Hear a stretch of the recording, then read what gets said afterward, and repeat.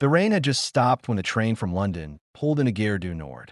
The sky above Paris was washed in silver, clouds parting like curtains revealing a fragile morning light. Claire Bennett stepped out onto the platform, a single suitcase trailing behind her, the sound of its wheels echoing against the wet concrete. She didn't know a single soul in the city. That, in some strange way, felt like peace. Her reflection flickered in the window of the station cafe. Tired eyes, messy hair, that small scar above her lip she'd had since childhood. A woman leaving everything behind, she thought, desperate to start over in a city that doesn't know her name. Outside, the air carried the scent of rain, coffee, and warm croissants. Paris was already awake. Cars honking, cafes opening, street musicians tuning their guitars under old arcades. Claire paused, closing her eyes. She wanted to believe that maybe, just maybe, she had chosen the right place to begin again. Taxi. The voice broke her thoughts. A man stood by a black car, his accent smooth, French but not too heavy. Yes, please, she said softly. He nodded and loaded her suitcase into the trunk. As they drove, Claire watched the city unfold. Houseman buildings glowing in pale sunlight, the Seine reflecting streaks of light, and tiny bakeries with handwritten menus. She thought of London, how everything there reminded her of him.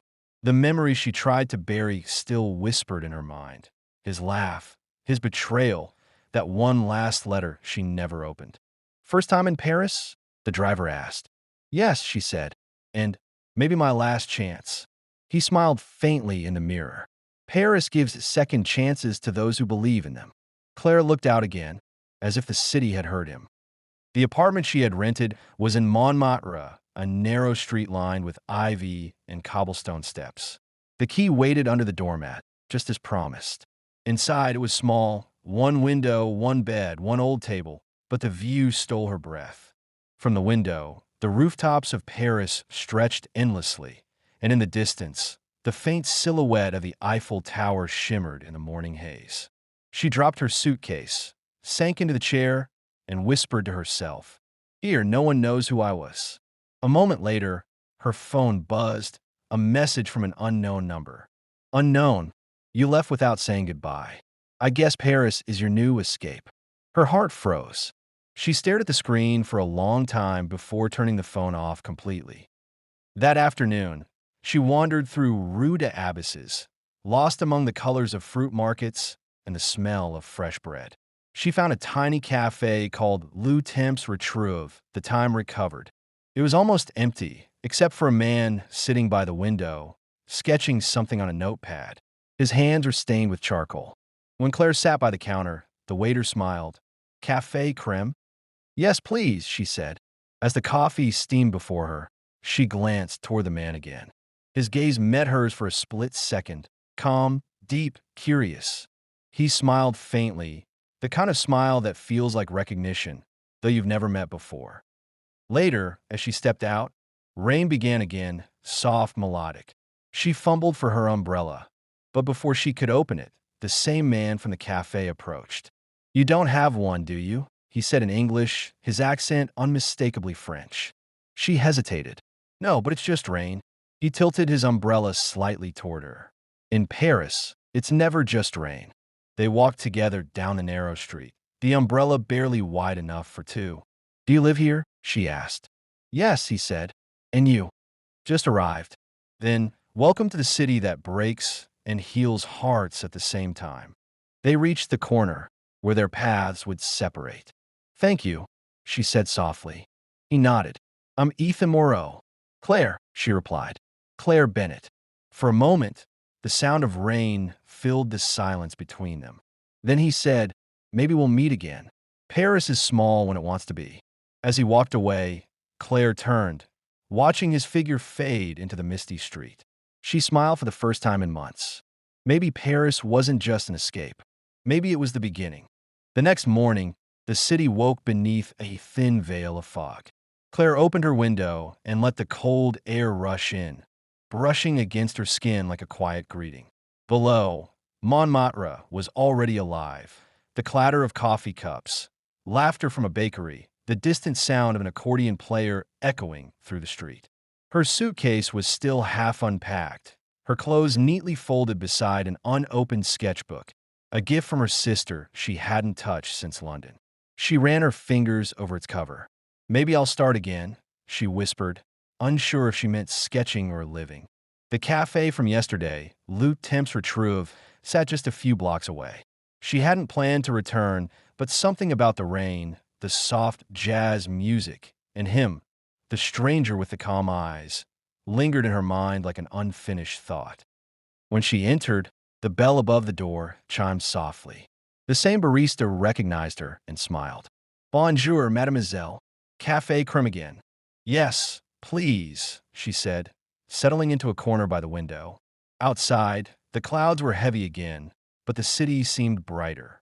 The waiter placed her coffee on the table with a small piece of dark chocolate on the side, a tiny Parisian kindness. Then she saw him. Ethan Moreau, the man with the umbrella, was sitting at the same spot as yesterday, sketching again. His sleeves were rolled up, a streak of charcoal across his wrist.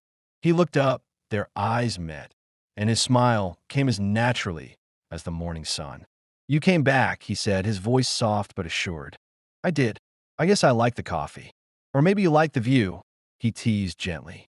She laughed, a sound she hadn't heard from herself in months. "Maybe both." Ethan motioned toward the seat across from him. "Sit." Claire hesitated for a moment before joining him. The table between them was scattered with sketches: Paris rooftops, cafe scenes, a bridge at sunset, and one that caught her attention. A woman standing under the rain, hair tangled, eyes distant. It looked almost like her. "Is that?" she started. He glanced down at the page. "Ah, that one. I drew it last night. I wasn't sure who she was." Claire looked at the lines, her voice barely a whisper. "It's me." Ethan tilted his head. "Then perhaps Paris wanted me to remember you." For a moment, neither spoke. The world outside moved in slow motion, raindrops sliding down the glass, people rushing with umbrellas, a child chasing pigeons. He asked her questions: where she was from, what brought her to Paris, but Claire's answers were brief, cautious. She didn't want to speak about London or the man she left behind. Instead, she asked, "And you? Do you always sit here, sketching strangers?" "Not always," he said. "I paint for galleries sometimes. Mostly portraits. I like the stories behind faces." She smiled faintly. "And what do you think my story is?" He studied her for a moment, eyes calm but piercing. "You look like someone trying to forget something, or someone." Her throat tightened. He looked away quickly, sensing her silence. "Forgive me, that was too direct." "No," she said softly. "You're not wrong." As the afternoon light softened, they walked together toward Place du Tertre, the artist square of Montmartre. Canvases lined the cobblestones, and painters called out to tourists with colorful voices. The air was thick with the smell of oil paint and roasted chestnuts. Ethan guided her through the crowd. "I used to paint here," he said, "years ago, before the galleries found me." "Why did you stop?" He looked toward the distant skyline. "Because success makes art quiet, and I didn't like silence." Claire turned to him. "You don't seem quiet." He smiled. "Maybe not today." They stopped near a small stall where a young girl painted small watercolors of lovers by the Seine. Claire watched them, the way colors melted together, forming something fragile yet eternal. "Do you paint?" Ethan asked suddenly. "Not really. I used to draw before everything fell apart." He raised an eyebrow. "Then Paris is giving you a second chance, too." As dusk arrived, they found themselves standing on the steps of Sacré-Cœur, the city shimmering below them in 1,000 lights. The air carried the scent of rain and jasmine. Claire whispered, "It's beautiful." Ethan nodded. "Beauty doesn't fix things, but it reminds us they're worth fixing." She looked at him. The way his eyes reflected the city lights, the calm strength in his presence. Something in her chest shifted, a warmth she hadn't felt in so long it almost frightened her. "I should go," she said quietly. "Of course," he replied, stepping back. "But before you do," he tore a page from his sketchbook and handed it to her. It was the drawing, her under the rain, standing alone. But now, Next to her, he had drawn himself holding the umbrella. "For when it rains again," he said. That night, in her apartment, Claire placed the sketch on her desk and stared at it under the soft light. Her phone buzzed again, the same unknown number. "Unknown, you can't just disappear. I deserve an answer." She turned it off once more, her hand trembling. Then her eyes drifted back to the drawing, to the man who had, somehow, seen her pain without asking. For the first time in months, she picked up her pencil and began to draw. Not him, not the rain, but herself smiling. Morning light spilled softly through the window, golden and fragile. The sketch Ethan had given her still lay on the table beside the untouched coffee cup. Claire hadn't slept much. Her mind had replayed every word, every glance, every quiet second from the day before. There was something about him, not love, not yet, but a strange safety she hadn't known for a long time. And yet, beneath that calm warmth, something still lingered. London. She turned her phone back on. A flood of unread messages appeared, from her sister, from work, and one from Daniel. Her breath caught when she saw the name. "Claire, I sent something to your address in Paris. Please read it when it arrives. You owe me that much." She put the phone down as if it were burning her hand. Daniel, the man she had left behind without a word, without closure. The man whose silence had once felt like a cage, and whose presence had become even harder to breathe through. Now a letter was on its way. Later that afternoon, she walked through Rue des Abysses, trying to lose herself among flower stalls and music drifting from nearby cafes. The scent of roses mixed with the metallic smell of the coming rain. Paris was full of distractions, but her thoughts kept circling back to Ethan, his calm voice, his sketches, and the way he looked at her as if she were something worth understanding. When she reached the cafe, Le Temps Retrouve, he was already there, sketching again. He looked up when she entered and smiled, that quiet, knowing smile. "You're early today," he said. "Couldn't stay away," she admitted before realizing what she'd said. He chuckled. "Then I'll make sure the coffee's worth it." They sat together in the corner, the same place as yesterday. For a while, they didn't speak. They just watched the city move outside, people rushing through the rain, lovers holding hands under umbrellas. Ethan finally broke the silence. "You seem distracted today." She sighed. "A letter's coming. From someone I left behind." He didn't ask who. He didn't need to. "Will you read it?" "I don't know," she said. "I'm afraid of what it might say." "Then don't read it until you're ready," he said simply. Sometimes silence answers better than words. She looked at him, puzzled. "You speak as if you've learned it the hard way." He smiled faintly. "Maybe I have." The rain started again, gentle and rhythmic. The sound filled the cafe like a heartbeat. Ethan opened his sketchbook and began to draw. Not her this time, but the street outside, a couple under one umbrella. She watched the way his hands moved, sure and calm, every stroke alive with intent. "You make it look easy," she said. "It isn't," he replied. "You just stop fighting the mistakes." She laughed softly. "That's easier said than done." He glanced up at her. "Not if someone's there to remind you that the mistakes don't define you." For a moment, her chest tightened. Was he talking about her? That evening, when she returned home, the concierge stopped her. "Mademoiselle Bennet," he said, holding out a brown envelope. "A letter arrived for you today." Her fingers froze as she took it. London postage. Daniel's handwriting. The paper was slightly damp from the rain, edges soft, ink smudged. She carried it upstairs, placed it on the table next to Ethan's sketch, and just stared. Two worlds, one she had left, one she was beginning to step into, side by side. She didn't open it. Not yet. Instead, she took her sketchbook and began to draw. Her hand trembled, but the lines began to take shape. Ethan, sitting by the cafe window, rain behind him, the faintest smile on his face.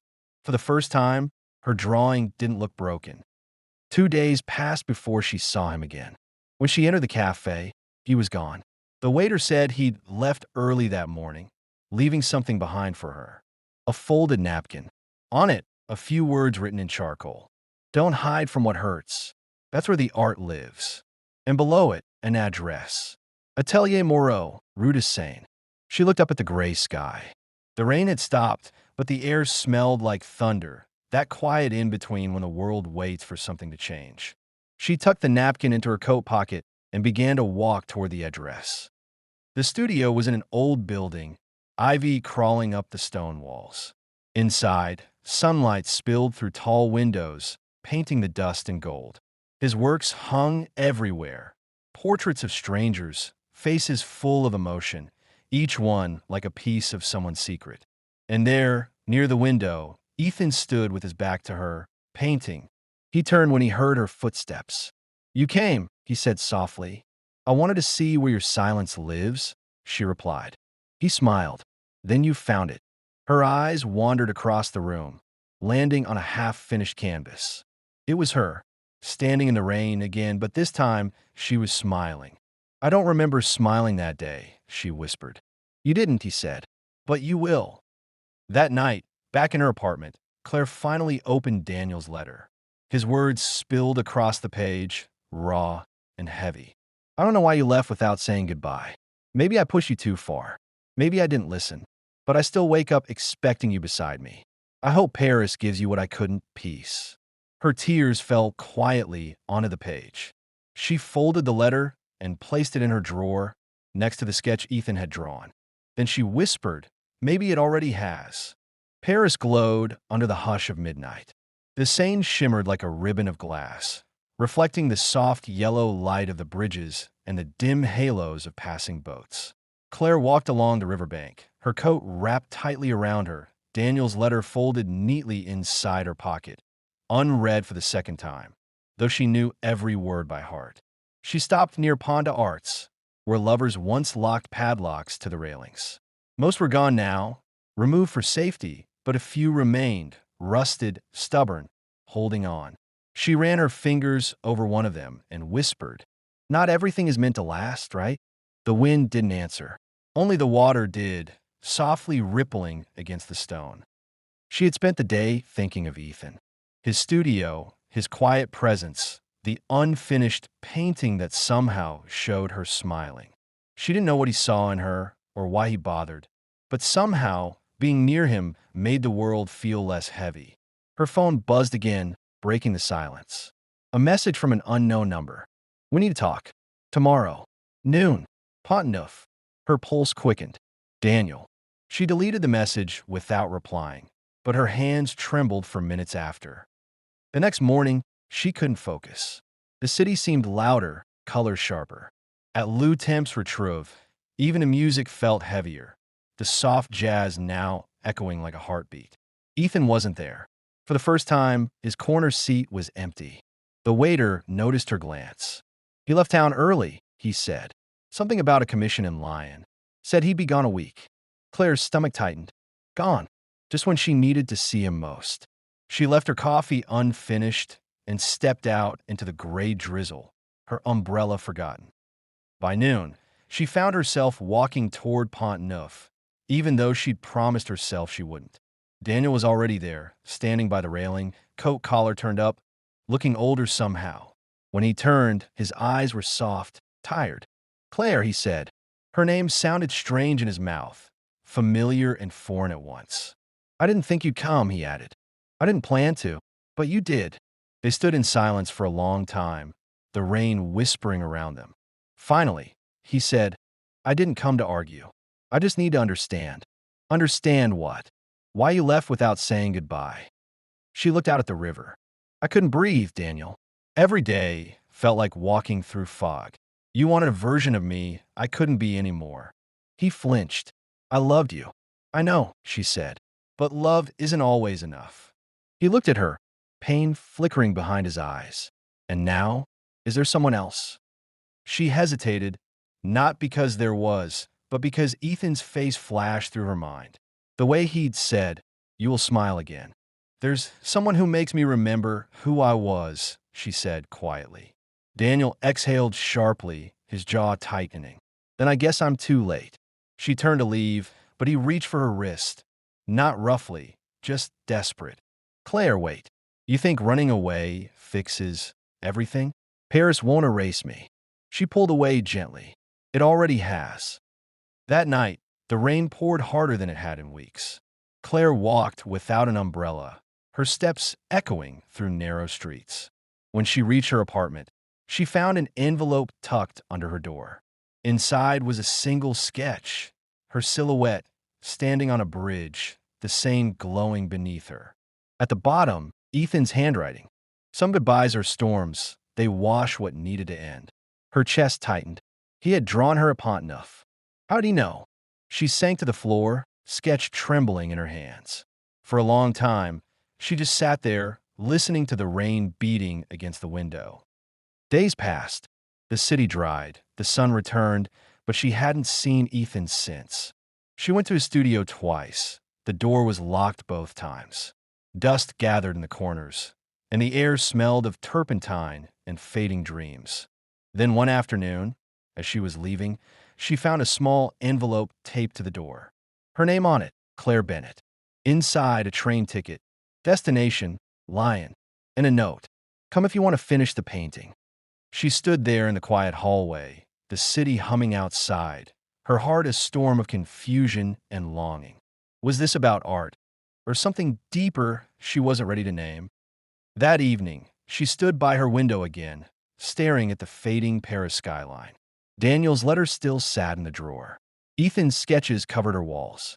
She whispered to herself, maybe Paris was never meant to fix me. Maybe it was just the bridge to somewhere else. The next morning, she packed her bag, the same suitcase she had carried from London, and boarded the train to Lyon. As the city disappeared behind her, she thought she saw him standing on the platform, sketchbook in hand, smiling faintly. But maybe that was just her heart imagining what it wanted to see. The train rolled into Lyon Pardieu station under a pale morning light. The city felt quieter than Paris, slower, softer, as if time itself moved differently here. Claire stepped off the platform, suitcase in hand, unsure if she was chasing something new or returning to something she'd left unfinished. Her phone buzzed. A message from Ethan. Rue St. Paul, number 17. Second floor. Come when you're ready. She read it twice before replying with a simple, on my way. Lyon greeted her with cobblestone streets and the smell of coffee drifting from corner cafes. As she walked, she noticed the old stone buildings glowing in the morning sun, golden, like memories that refused to fade. Her boots clicked softly on the pavement, matching the rhythm of her heart. When she finally reached Rue St. Paul, she paused in front of a tall, narrow building. The shutters were half open, and she could hear faint piano music drifting from inside, gentle, unfinished, like a thought still forming. She took a deep breath and climbed the stairs. Ethan opened the door before she could knock. He looked different, tired but peaceful, his eyes softer than before. I wasn't sure you'd come, he said. Neither was I, she replied, a small smile tugging at her lips. He stepped aside. Come in. The studio was brighter than his Paris one. Large windows flooded the space with light. Canvases leaned against the walls, brushes scattered across the table. In the middle stood one canvas, covered with a white sheet. Is that it? She asked quietly. He nodded. Our painting. He walked over and lifted the sheet. The image beneath took her breath away. It was her, standing on the bridge, the same behind her, but not sad this time. In the painting, she was turning slightly, as if someone had just called her name. The faintest smile curved her lips, and the city behind her glowed like it was alive. Claire stared at it, speechless. You painted me happy, she whispered. I painted what I saw, Ethan said. Not in Paris. Here. She looked at him, confusion flickering in her eyes.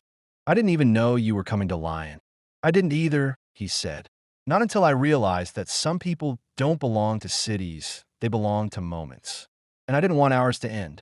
Silence filled the space, not awkward but deep. The kind of silence that holds words too fragile to say aloud. They spent the afternoon painting together. For hours, they barely spoke, letting brushstrokes and glances say what words couldn't. She added color to the sky. He worked on the light, reflecting off the water. At one point, their hands brushed as they reached for the same palette. Both froze. Neither pulled away. Later, as the sun began to set, Claire stepped onto the small balcony outside. From there, she could see the rooftops of Lyon glowing in amber light. Below, the city murmured softly. Laughter, bicycles, the distant hum of life continuing. Ethan joined her, holding 2 cups of tea. He handed her one. "For the rain," he said with a small smile. "It's not raining," she replied. He looked up. "Not yet." They both laughed quietly, the kind of laugh that comes after too much sadness. Minutes passed in comfortable silence. Then Ethan spoke. "Do you ever wonder what you're running from?" She turned to him, eyes thoughtful. "All the time," she admitted. "But maybe I'm not running away anymore. Maybe I'm just walking towards something else." He nodded slowly. "Then keep walking," he said softly, "even if it's away from me." Her chest tightened. "You think I will?" He looked at her, really looked. "I think you already know the answer." That night, she stayed in the guest room of his studio. Outside, rain began to fall, soft and steady. The sound filled the silence like a lullaby. She lay awake, staring at the ceiling, listening to the faint sound of Ethan's footsteps in the next room. For the first time in a long time, she didn't feel alone. The next morning, she woke to find him painting again.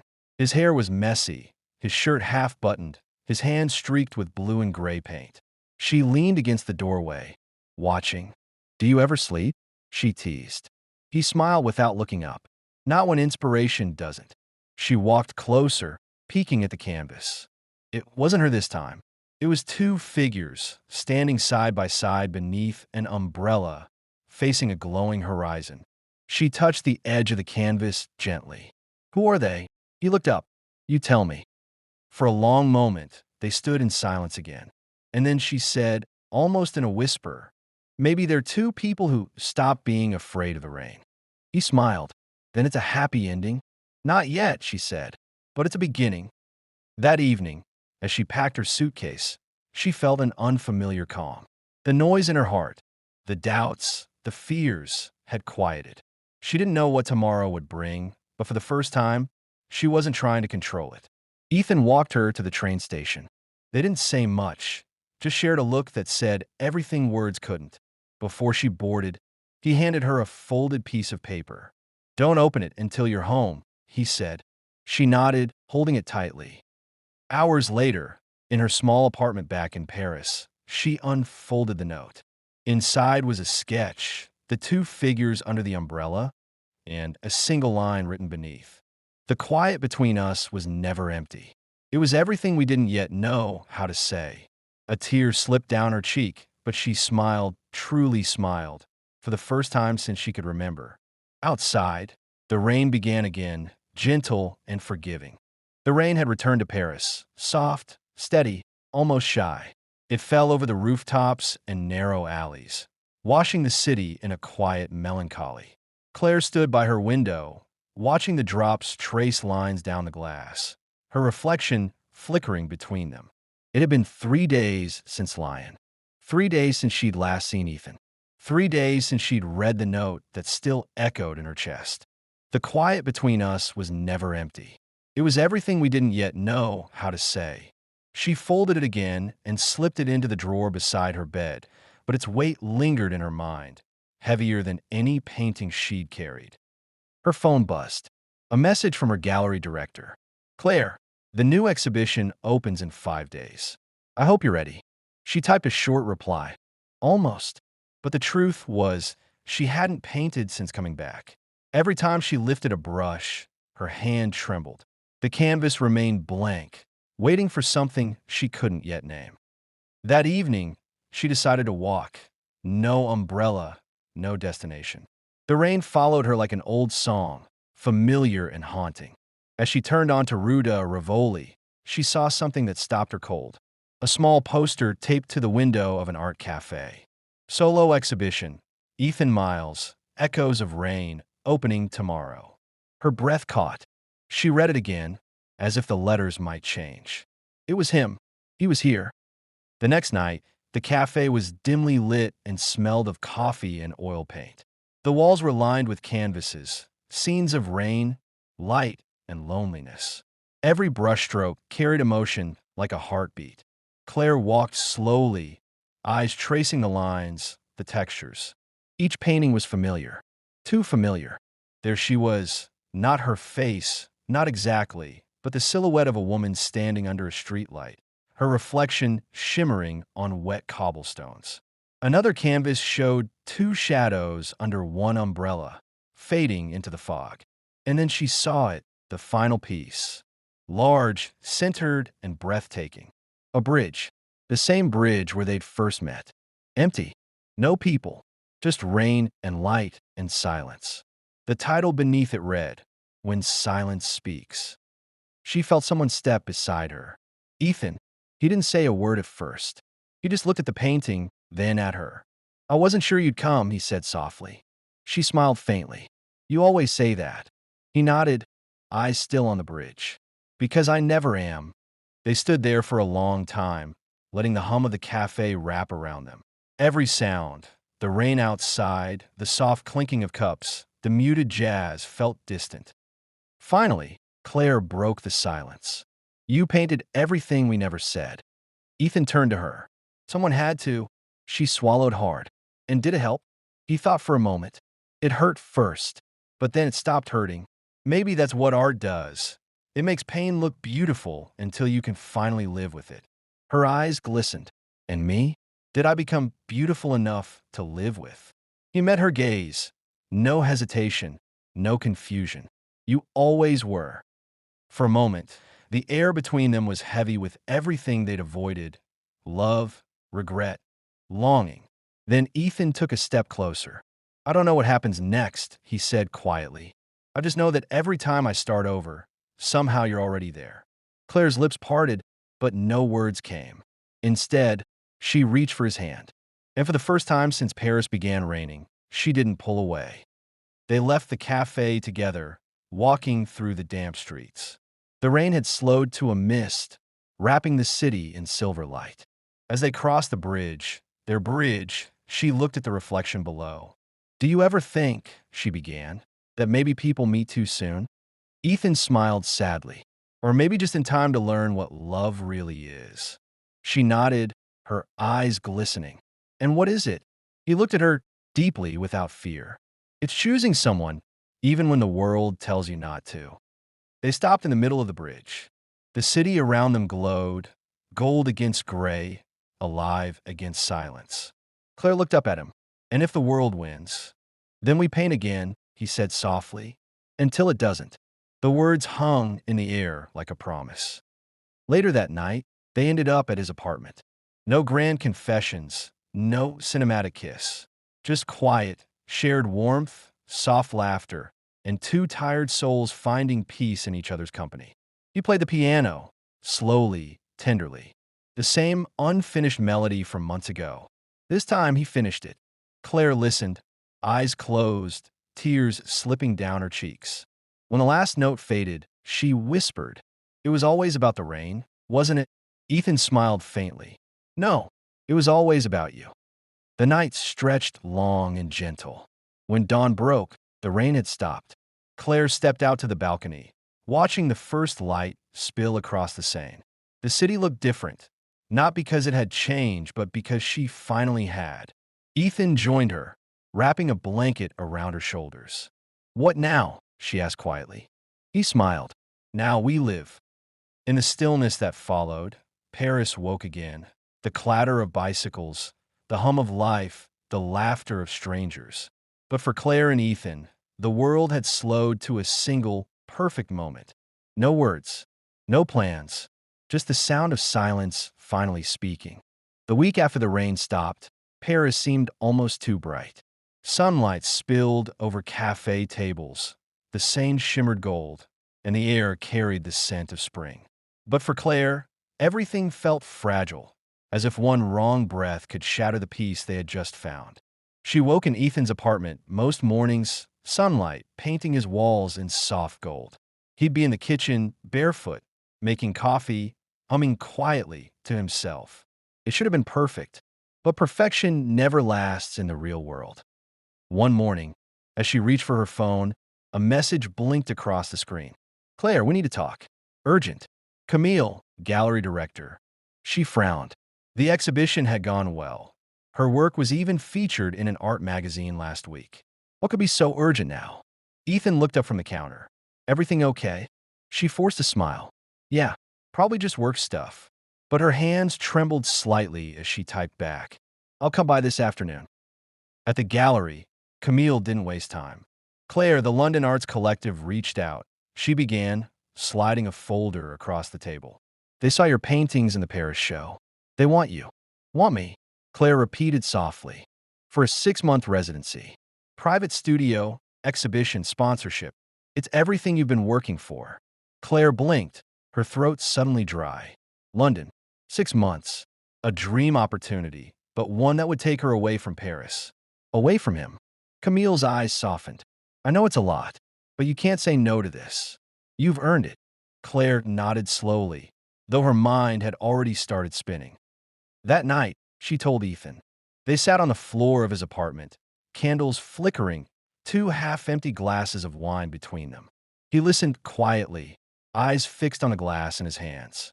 So, he said finally, voice calm. London. She nodded. 6 months. He didn't say anything at first. The silence stretched, heavy, uncertain. I didn't plan this, she said softly. I know, but it's everything I wanted. I know, he repeated. She looked at him, frustration breaking through her calm. Then why do you sound like it's the end of something? He exhaled. Because sometimes what we want and what we love aren't the same thing. They didn't argue. They didn't cry. They just sat there, surrounded by their unfinished paintings, the silence growing louder between them. Later, when he finally spoke, his voice was quiet, almost breaking. Claire, I don't want to hold you back. I never did.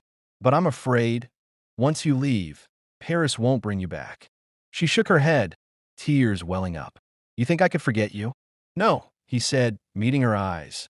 I think you'll learn to live without me. She left his apartment before midnight. The rain had started again, light, uncertain, like her footsteps. When she reached the bridge, she stopped and looked out over the Seine. For the first time, she didn't know whether she was walking towards something or away from it. The next days passed in a blur of preparations. Flight confirmations, packing, farewells. Every moment felt heavy with something unsaid. On the morning of her departure, she found an envelope taped to her suitcase. Inside, a small sketch. It was of her sitting by the window, sunlight falling across her face, a cup of coffee in her hands. Beneath it, Ethan had written, If you ever forget where home feels like, look for the light. Her hands trembled as she read it. At Charles de Gaulle Airport, everything felt unreal. The distant announcements, the soft murmur of travelers, the smell of coffee and jet fuel. She sat by the gate, staring at her boarding pass. London. It sounded both beautiful and cruel. Her phone buzzed. Ethan, are you boarding? Yes. Then don't look back. I already did, she replied. He didn't answer. 6 weeks later, London was gray and alive. The city pulsed with energy, galleries, cafes, endless streets of inspiration. Claire worked harder than ever, her paintings capturing both light and ache. Critics called her a rising star. But every night, when the world went quiet, she'd find herself painting rain. Rain on glass, rain on bridges, rain that always looked like Paris. One evening, after a long day, she received a package at her flat. No sender name, just a familiar handwriting. Inside, a small canvas. A simple painting of 2 umbrellas crossing paths in the rain. And a note. You once told me silence could speak. This is mine. Tears blurred her vision. She placed the canvas by the window, next to her own works, and whispered, Then I'll listen. Weeks passed. Her exhibition in London grew closer. Invitations poured in. Interviews, press, praise, everything she had dreamed of. Yet inside, she felt a quiet ache, one she could neither name nor paint away. On the night before her show, she stood alone in her studio, staring at a blank canvas. Her brush hovered above it, and for the first time in months, she didn't think of rain or silence. She thought of him, the warmth of his voice, the softness of his touch, the way he looked at her, not as an artist, but as someone who belonged. She smiled through tears, dipped her brush into gold paint, and began to work.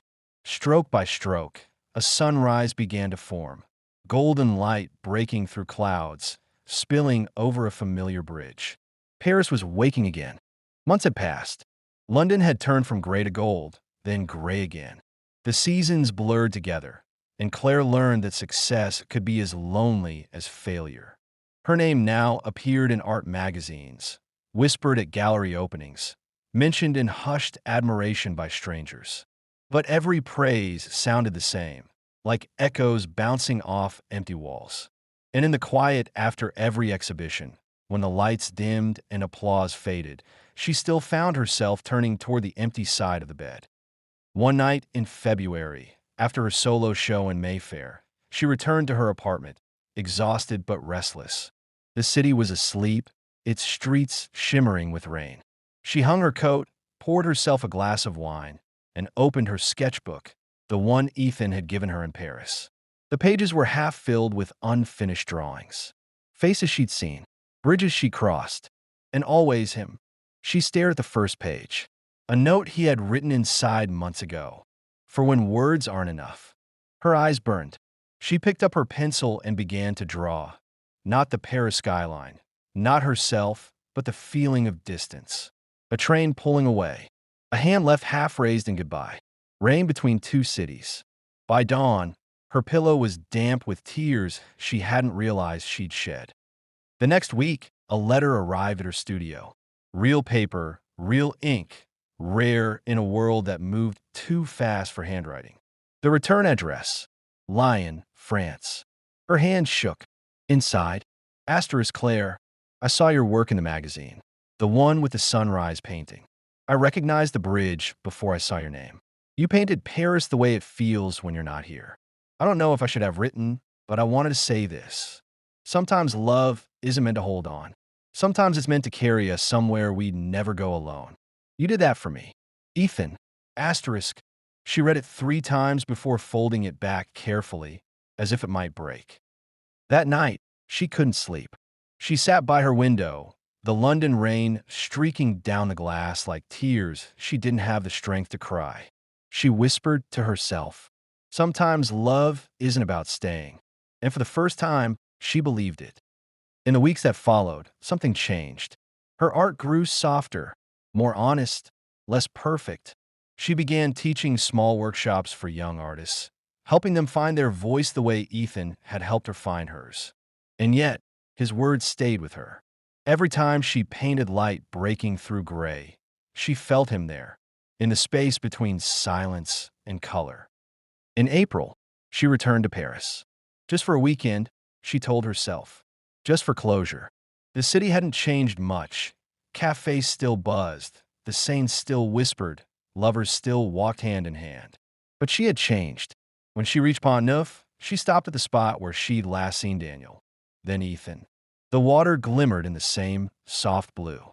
She reached into her bag and pulled out a small lock, not for a promise, but for a memory. She etched 2 words onto it. Thank you. Then she locked it onto the rail and dropped the key into the river. Later that afternoon, she wandered toward Le Temps Retrouve, their cafe. It looked exactly the same. She hesitated at the door, then went in. The waiter smiled. Long time, mademoiselle. Too long, she replied. Her usual table by the window was empty. But there, carved faintly into the wood of the seat, 2 initials. E+C. She smiled, not sadly, but with a warmth that filled her chest. As the sun dipped below the rooftops, she pulled out her sketchbook one last time. On the final page, she drew 2 figures walking in opposite directions under the same sky. Not tragedy, just time. And beneath it, she wrote, some distances aren't meant to close, only to remind us where we began. That evening, she took the train back to London. As the city lights faded behind her, she realized something had lifted. The weight she had carried all along wasn't loss, but love that had finally found peace. Back in her apartment, she placed Ethan's letter beside the sunrise painting. Then she whispered, "Good night, Paris." The rain began to fall again, soft, forgiving, endless. And for the first time in a long time, she smiled. The rain had stopped. For the first time in months, London breathed again. The streets shimmered, washed clean, the air carrying that fleeting scent of wet stone and possibility. Inside the Tate Modern, light filtered through the tall glass windows and stretched across the concrete floor like silk. The crowd murmured in quiet awe. Journalists, collectors, critics, all gathered for one name. Claire Morrow, her latest exhibition, Between Cities, a collection of paintings inspired by distance, silence, and memory. Every piece whispering of places once shared, of words left unsaid, of hearts learning to live with absence. Claire stood near the entrance, wearing a simple black dress and a calm smile that hid 1,000 storms. People congratulated her, shook her hand, praised her work, but their voices blurred into background noise, like static beneath a song she already knew by heart. Every painting in the room had a story, but one stood apart. It hung alone at the far end of the hall, framed in soft gold. Title: The Bridge Between Us. It was Paris, the Seine at sunrise. But this time, the bridge was empty. No lovers, no figures, just light, pale, endless, forgiving. A young journalist approached her. "Your work feels deeply personal," she said softly. "Is it about someone?" Claire hesitated, then smiled. "It's about everyone who's ever said goodbye and meant it." The journalist nodded, half understanding, and walked away. But Claire's gaze lingered on the painting, on the faint brushstroke she had left near the horizon, where light met shadow. That's where she had hidden it, a silhouette barely visible beneath layers of color. Ethan's outline, fading but never gone.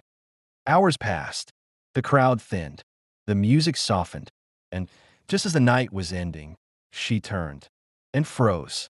He was there, Ethan, standing at the edge of the gallery, his hands in his pockets, rain still glistening in his hair.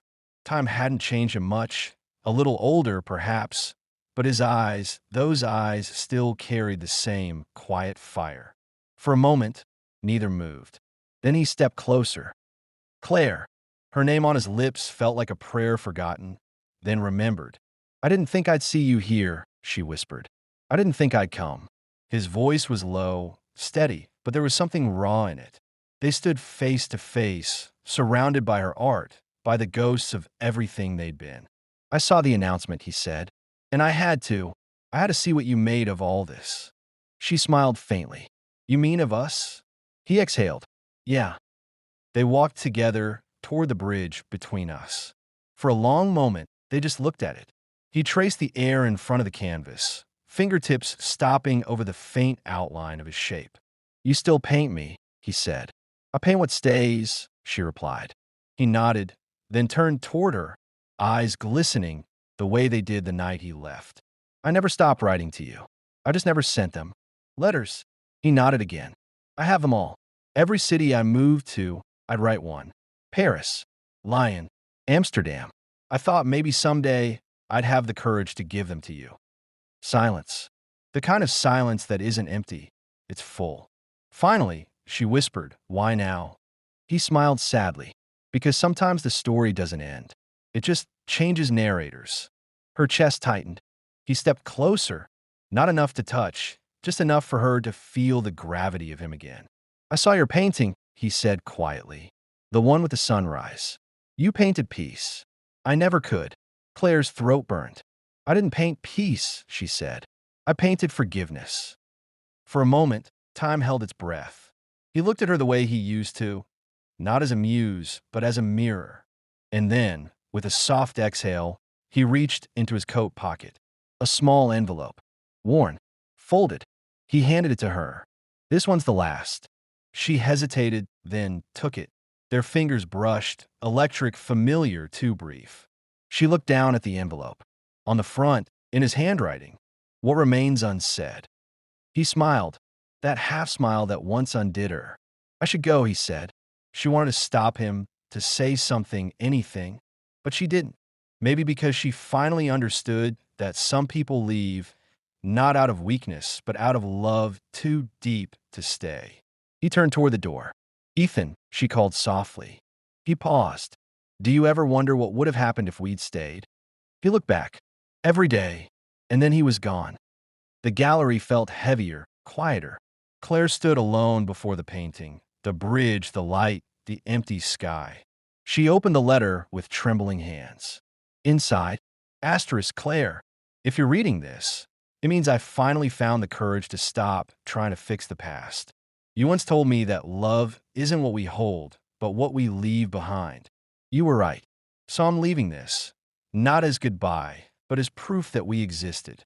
Wherever you go next, paint the light. I'll be there, somewhere between the colors. Asterisk. She pressed the letter to her heart. Outside, thunder rumbled faintly in the distance. But inside her, something had gone still.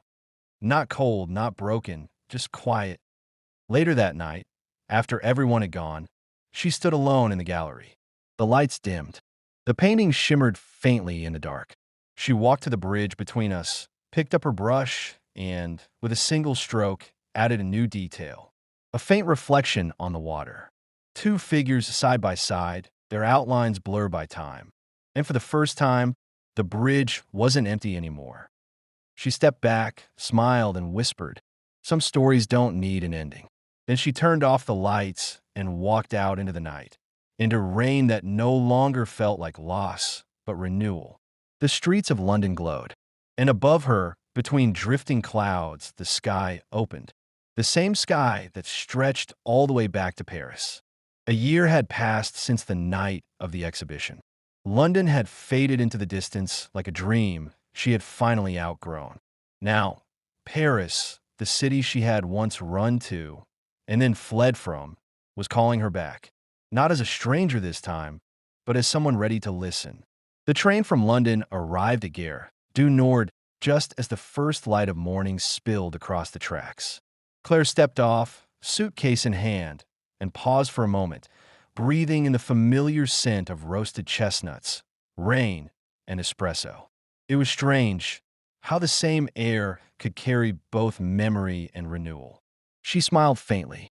Paris had always been more than a city to her. It was a mirror, one that reflected who she was and who she was still becoming. Her taxi wound through the waking streets, past Rue de Rivoli, the quiet shops of Le Marais, and finally the bridges over the Seine. She rolled down the window as they crossed the Pont Neuf, watching the light dance over the water.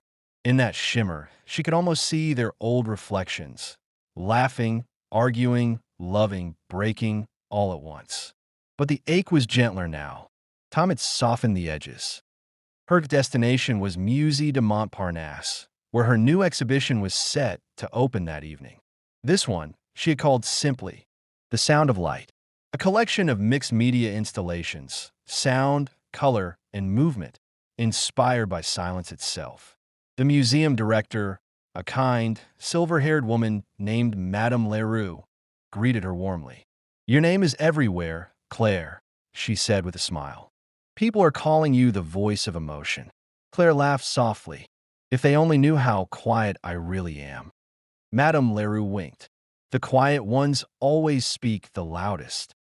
As the day went on, the team finished the final touches. Every wall, every light, every sound cue, all meticulously placed.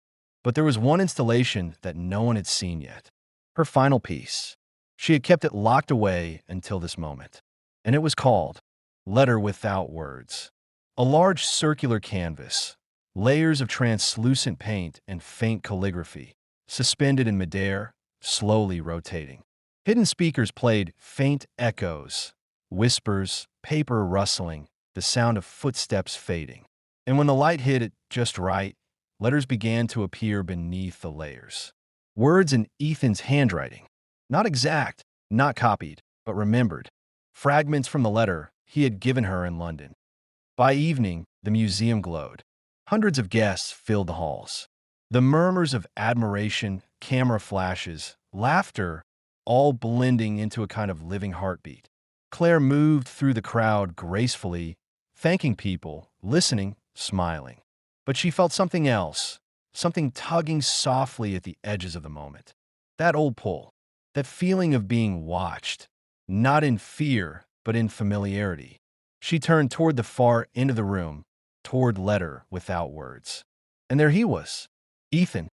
He looked different this time, lighter, his eyes softer, as if the years had finally taught him how to breathe again. He didn't approach her immediately. He stood there, hands in pockets, watching the installation.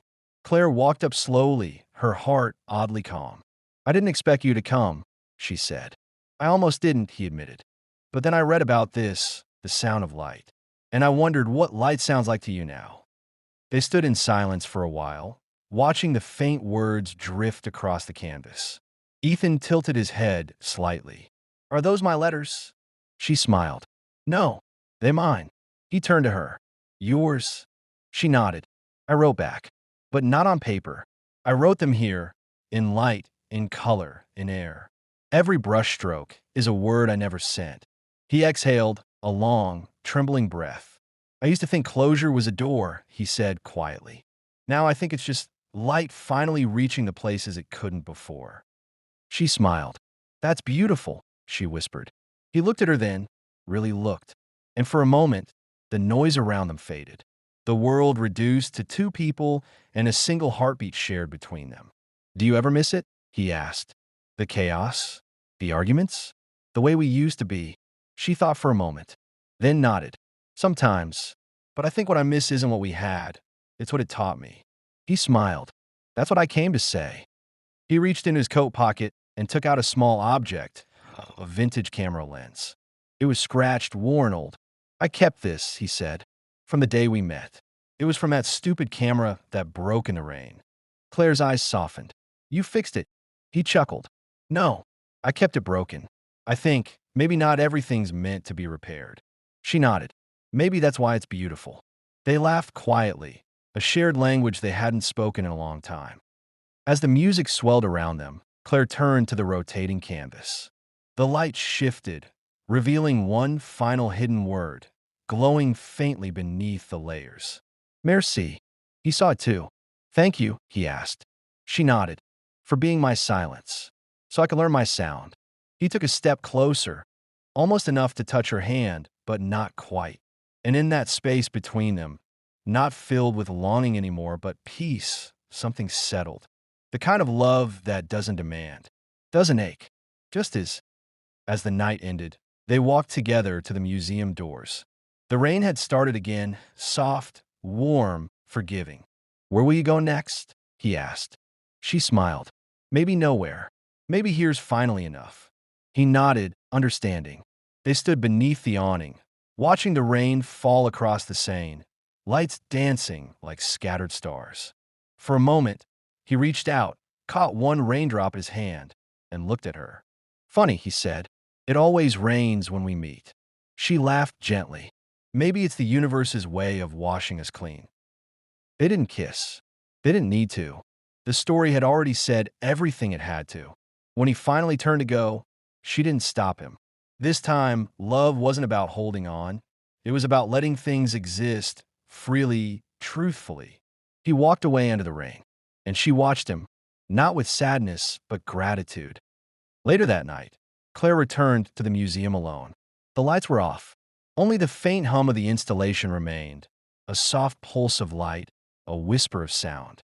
She stood in front of it and whispered, "Thank you." Then, for the first time, she signed her name at the bottom of the canvas. Not Claire Moreau, artist, but simply Claire, because that was enough. The rain outside grew heavier, drumming gently on the glass.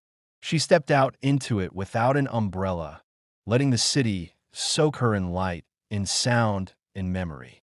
The Seine shimmered below, and as she crossed the bridge, dawn began to rise. Soft, golden, endless. The sound of light.